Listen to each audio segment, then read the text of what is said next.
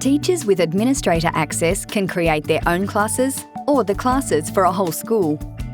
Administrator access is indicated by the school classes icon on the dashboard. Click on the school classes icon.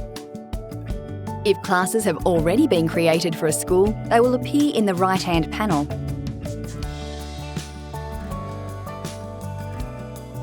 To create a new class, click on the drop-down arrow next to Options and select Create a Class.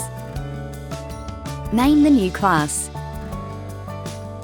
Enter the year and select the year level from the drop-down box. Click the Add button to create another class or select Close to finish.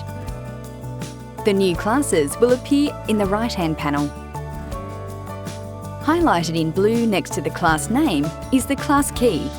Teachers need to distribute the class key to their students for them to join a class. Once students have joined the class, a teacher can set tests and tasks and monitor their progress.